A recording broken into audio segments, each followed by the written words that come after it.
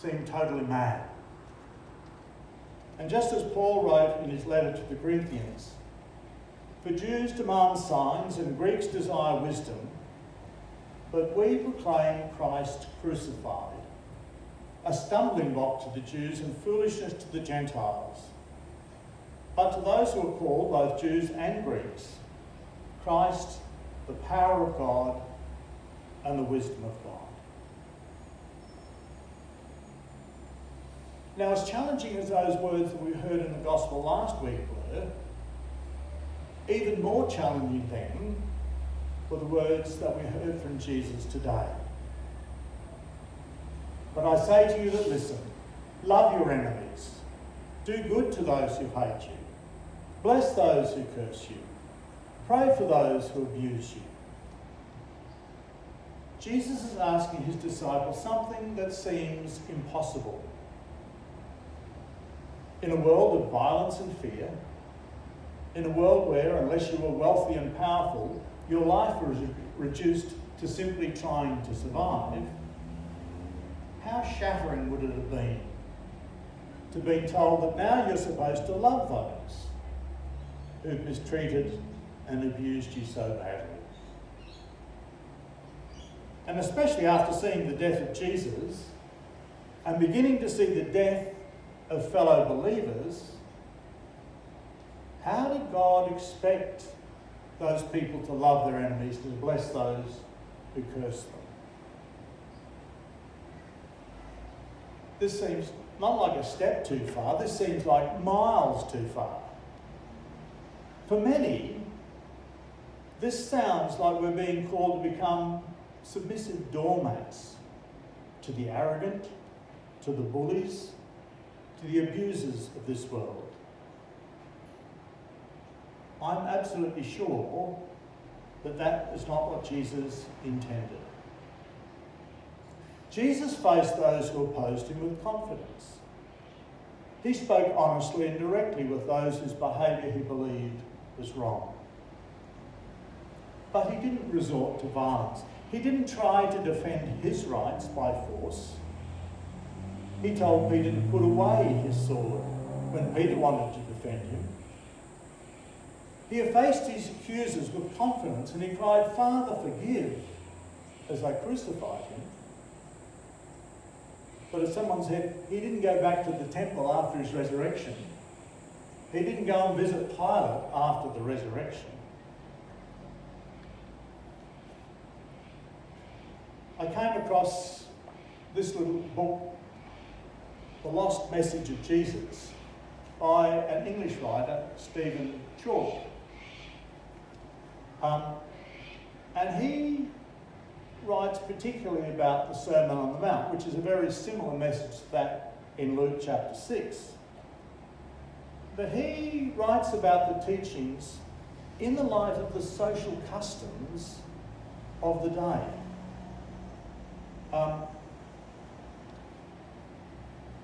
And he reinterprets this in a way that makes sense and rings true to the way we see Jesus behave.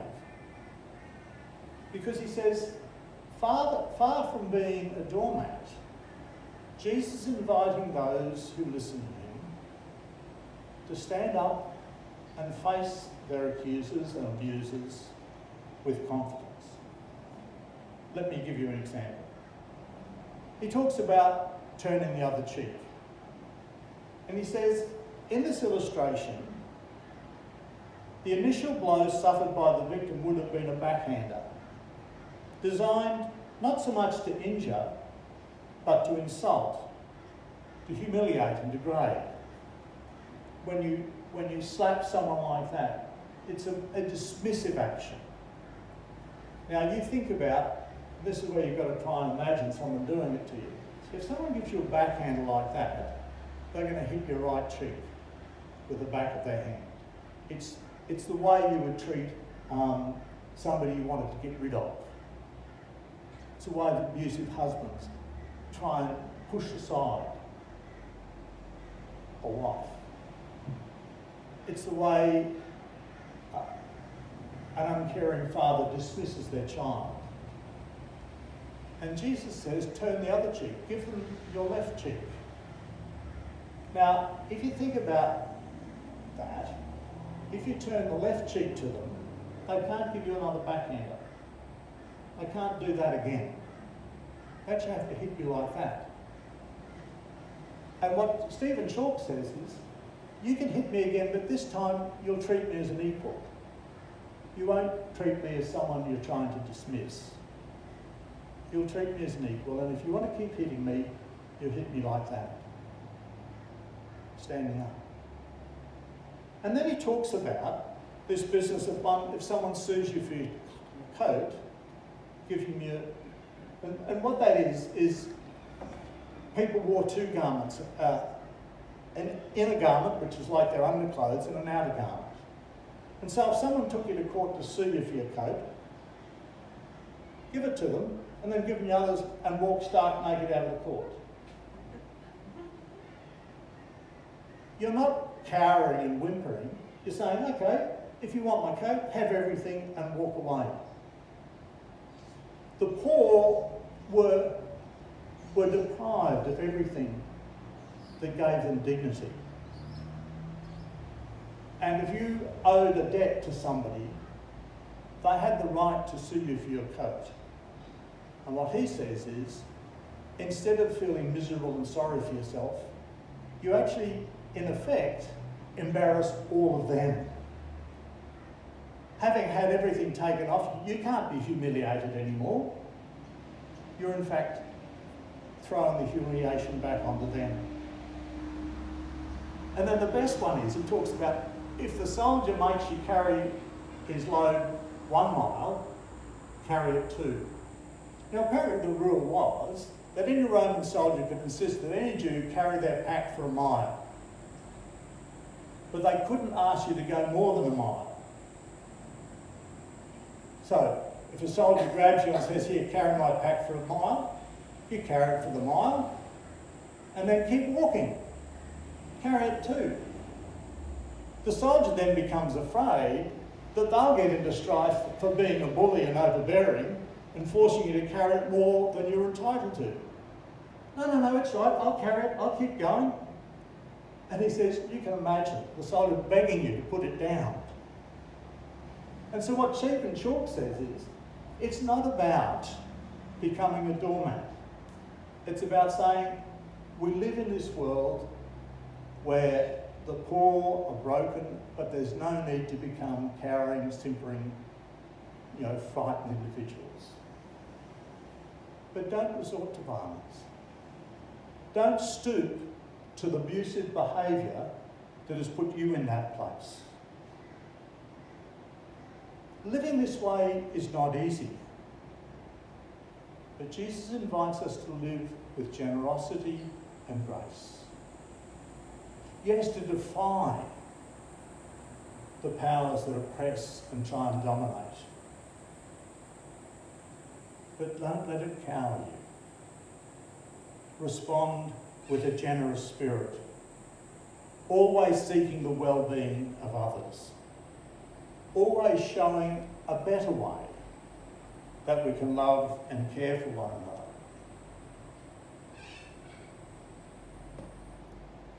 So if you've been around for a couple of weeks, you remember that this all began with me talking about fishing.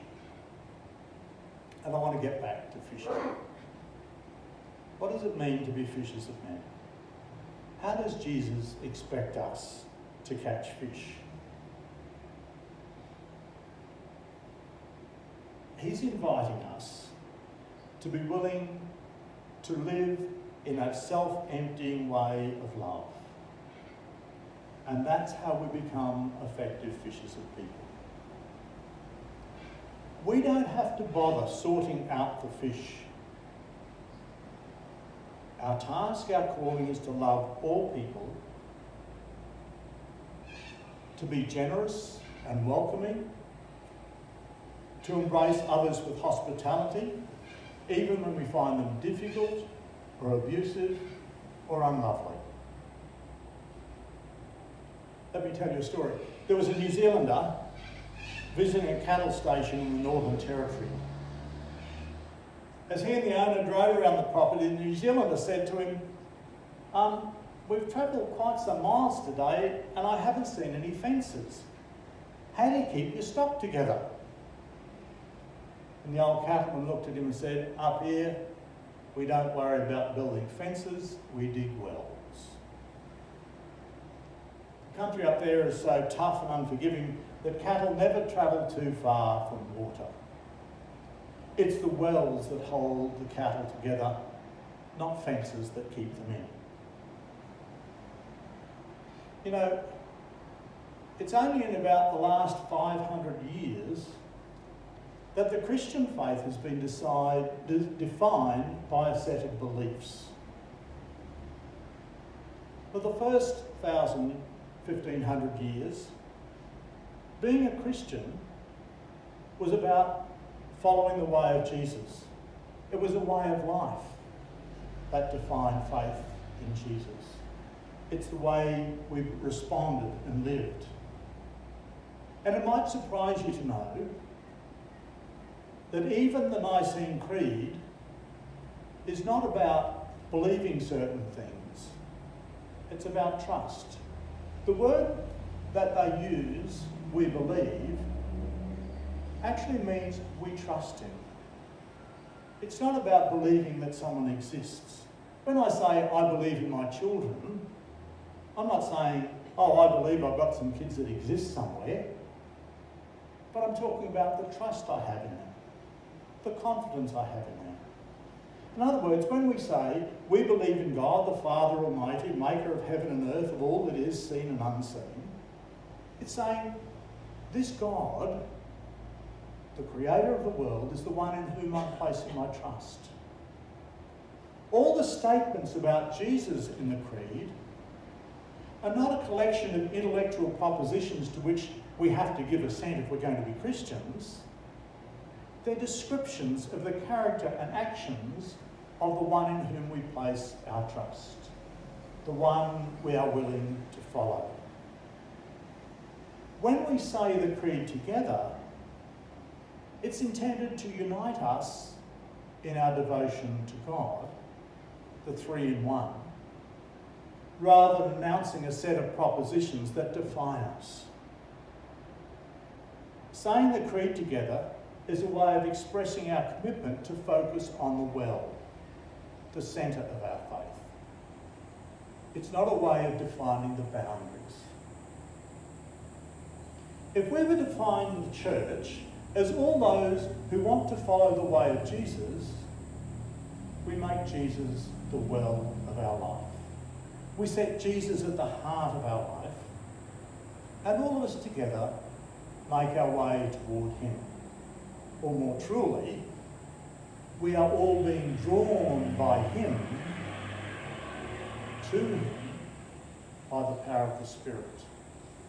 It's Jesus at the centre of our life that draws us all, from whichever direction we come, draws us towards him.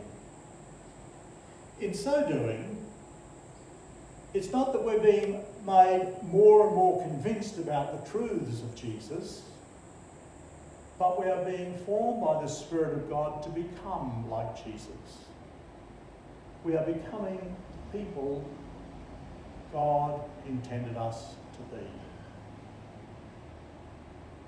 Over the years, I've talked to many people who used to be involved in the church, but who've stopped being involved in the church. They've jumped out of the boat. Now, I've never heard one say, well, I decided to stop being a Christian because I couldn't really understand the doctrine of the Trinity well enough. I didn't ever get one saying, I've been pondering the substitutionary atonement of salvation, and I don't really think I agree with that anymore. It's usually they felt hurt by the community. They felt unloved in a time of crisis. They got so busy that they just stopped going, and there was nothing that seemed to make sense to them in our worship. You see, when we keep thinking it's about what people believe intellectually, we give our attention to the wrong things. We keep arguing and trying to define the boundaries rather than focusing on the centre of our faith. My brother once said to me, when the angel told Joseph about the birth of Mary's son, the angel said, "You are to name him Jesus, for he will save his people from their sins." He said, just about everyone interprets this as, he will save people from the consequences of their sins, rather than being saved from the sin itself. We don't mind if we continue to sin as long as we don't go to hell for it. It made me think about what Paul talks about us growing into the fullness of the stature of Jesus Christ, about growing up, about allowing God to deal with the sin in our lives. Not just assuring us that when we go to heaven, not when we die we'll go to heaven. It's about transforming us into the likeness of Christ. If we place Christ at the centre of our life together, if we all focus on becoming more like Jesus and allowing the Spirit to do whatever work the Spirit needs to do in us, we're less intent on looking around at other people and what they're doing, trying to identify their faults. I've got enough of my own to worry about without worrying about yours. And it doesn't matter then if you've been following Jesus for 60 years or only decided yesterday that you'd like to follow Jesus. You belong in this community. You belong in this community who are allowing Christ to draw us to himself and make us more like him. We can keep our eyes fixed on Jesus, discerning the things that he wants to address, and we can walk side by side, supporting and encouraging one another. I don't know what the things in your life are that God wants to address. I don't know what the things inside you are that Jesus is trying to heal. But I'm really pleased to walk alongside you and to encourage you when you feel like it's too hard and you want to turn around. Say, no. Christ is still there calling us. Christ loves us. And as we all place our trust in Jesus, who will make us all more like him, the church begins to look together to Christ. And we look out for the ones around who might want to discover that love. The other week we all did the National Church Life Survey. A few years ago, probably because I was tired and didn't have much else to do, I found myself reading the results of the National Church Life Survey for that year. And one of the questions that was asked was about how people came to faith in Jesus Christ. Was it at a big evangelical rally? Was it a friend who shared the gospel with them? Or was it a slow, gradual thing? What surprised me? Now, this survey covers everything from Roman Catholics, Lutherans, Anglicans, Uniting, Churches of Christ, Baptists, Pentecostal churches. 95% of the people from all those churches said their faith in Jesus Christ was something that gradually grew. There was about 3% who said it was from a dramatic conversion experience. And yet in the church, we spend so much time trying to engineer dramatic conversion experiences. Whereas 95% of us, our faith is something that grows gradually. It's like there's the well, and we're all gradually being drawn to the well. Maybe start to think differently about how we behave and work as a church, how we respond. So my invitation is that we simply try and do the things that Jesus asked us to do. to love one another, to do for other people what we would love them to do for us, to welcome and embrace all those that show an interest in joining us and coming together as we focus on Jesus, as we all give our attention to Jesus. And then I don't have to decide, are you really a sinner? Should you really be coming to church? Should you really be doing this, that, or the other thing? I'll let God sort that out for you. I'll put my arm around you. I'll support you when you feel like you're falling over. I'll encourage you when you think this is getting too hard. Loving enemies is really tough stuff. I don't want to do that anymore. And together, we grow more like Jesus. And then maybe we start to deal with one another differently. And I can tell you, there's an awful lot of people in our society today who simply want to know that they are loved. There's a place where they can belong. There's a place where they can find hope. And if we could become like that well, one of those little wells that draws others so that we can direct them to Jesus. We won't have to try and learn new fishing techniques. We'll just have to seek to follow Jesus and to encourage one another. And at some point, some others might join us. But whether that happens or not, we'll at least know that we're being faithful to the one